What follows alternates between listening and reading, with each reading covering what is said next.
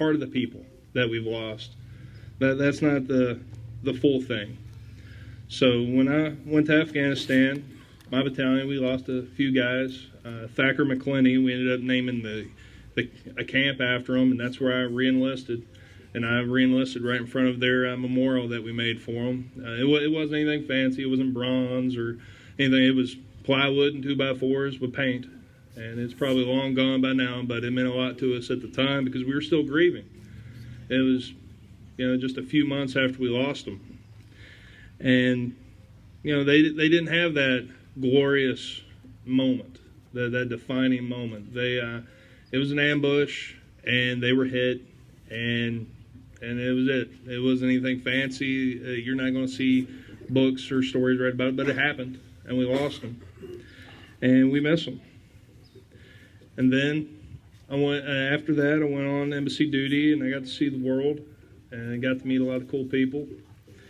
You wouldn't know it, but Joe Lieberman has the softest speaking voice of anybody I've ever met. Literally, it's like a wind, like a little. They don't tell you about that when you watch the news, but it's true. So, all that traveling, I didn't celebrate a lot of Memorial Days. It's just not something that comes up. 4th of July happens at American embassies worldwide. Veterans Days, it's lightly covered. Usually we cut cake in the lobby, something like that. Memorial Day doesn't really resonate worldwide. Here, obviously, you can see we're all here today and we're mourning those that we lost, but it's not something that's polarizing across the globe. As even 4th of July, like that's a hot ticket in town. Everybody wants to come to where the American embassy, any country, Guatemala, China, it doesn't matter. They want to go where 4th of July is at because they know it's going to be a good time. But Memorial Day, it just usually ends up being, takeout and adult beverages wherever the Marines are. And that's okay, that's fine. But it's not some grand ceremony, some grand gesture. It's not that. So when I finally got back to the States and I started kind of re-acclimatizing myself to how regular folks act and, I'm in America again. Okay, cool. So, and then I realized one of the things I've been missing has been Memorial Day. And it kind of creeped up on me and hit me like a ton of bricks. That all those people that I'd lost, and everybody's got a number. They got a number of how many they served with and how many they lost. Some are more than others, and I think about that. I think about the guys that I lost. I think about the guys that I served with that may have passed on years later, and that's one thing I wanted to hit on.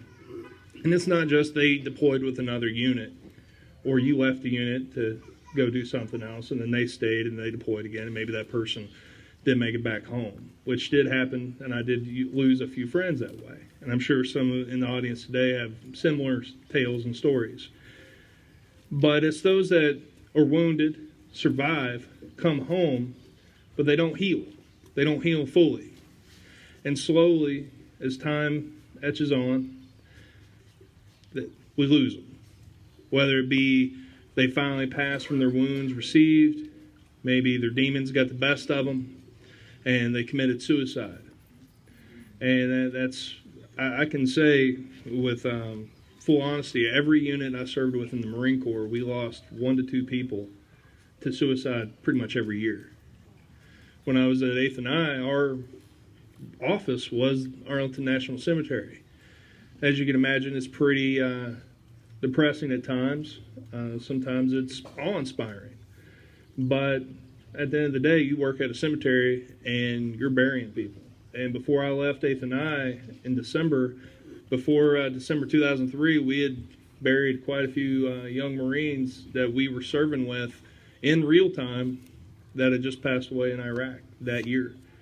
So it became real.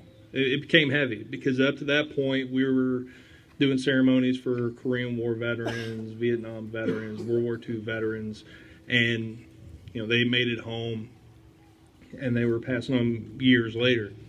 But now we're burying people that died last week. And that was happening, and it was sinking in slowly. And then as I served through the Marine Corps, and every duty station I'd go to, we lose somebody, and they don't have a grand story. They didn't toe the line. They made it home, or they're survivor's guilt, or guilt of not doing a good job, or maybe I could do better, and they guilted themselves to the point where they figured I'm better just to get out of the way. And those are the Marines I think about on today, because they don't have somebody singing their story, but we still miss them. I still remember them. You know, they should still be here. That's still a battle that we lost in my mind. So that's something that we need to think about and we need to remember. It's not just the war movies, the big, flashy Hollywood things that happen, and then they have people come in and all that. Sometimes it's the little untold stories that mean the most. I was medically retired in August 2012, and that April, right about a week and a half before our unit was deploying some people to Afghanistan, a young man took his life. He felt isolated, he felt alone, and he took a permanent solution to a short-term problem, and he's gone. And so we got to think about that, because it's Memorial Day. It's not just I died in Iraq Day. It's service members that we lost. So that, because nobody's thinking of them, so we need to, because it still happened. And this weekend, whether you knew it or not, another great nonprofit organization called TAPS, Tragedy Assistance Program for Survivors, this weekend they arranged for hundreds of survivors, widows, their family, their children, and they took them to D.C. General Dunford was there. He took them to the Friday night parade at 8th and I. You know, they're taking them to the Pentagon. They're doing all these things and show them that they're not forgotten. And that's the kind of thing we need to do. That's the thing we need to keep doing. Because my friend's wife, his widow, she's there remembering him. And they put a big wall of all their pictures, including my buddy Joe. I served with him on embassy duty. He's an Afghan vet, Iraq vet, and suffered with all the issues that we suffer when we come back from combat. And combine the medication he was on with battling his TBI and PTSD, and he was in a car accident where he was on a motorcycle. A car decided that it wanted to have an accident with him, and he got T-boned on his motorcycle up in Modesto, and so he had quite a few medical issues from that, and combined with the meds that the VA was giving him, it didn't take long for everything just to kind of wear away, and he went to sleep one day, and he's still asleep. He never woke up. So those are the people I think about. I think about the 13 Marines I served with that are no longer around. I think about Scott Wood, great guy, you know, Patriot. He was a big Texan, big Houston Texans football fan, and same thing. He was wounded in Iraq and had a lot of issues, a lot of medication. He was still on active duty, and he went to sleep, never woke up. You know, a lot of guys like that. A lot of guys that I served with. Years later, I find out that they went on another deployment and they never made it home. And I think that's probably the hardest for some of us to battle, is when you find out that somebody passed away 4 years ago and you had no idea.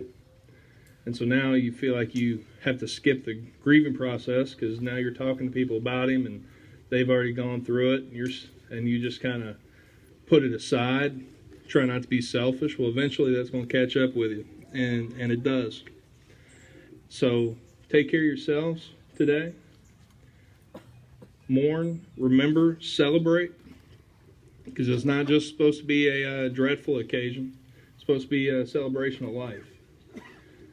I lived in Louisiana for several years, and that's one thing I took away from my time living in that state. It's not much about mourning, it's celebrating, because that's what it's about. So when you think about the people that you lost, as I will, smile. Think about the good times. Think about that story. Think about that one time they did something they probably shouldn't have and probably got caught by somebody that shouldn't have caught them. And think about that, because because everybody in here that's a veteran has one of those stories. Captain caught them. They probably shouldn't have been doing what they were doing, and they BS their way through it. So that's the kind of stuff that you need to do, because you got to take care of yourself as well, because everybody here wants to be here again next year and the year after. So take care of yourselves. God bless you, and thank you for being here.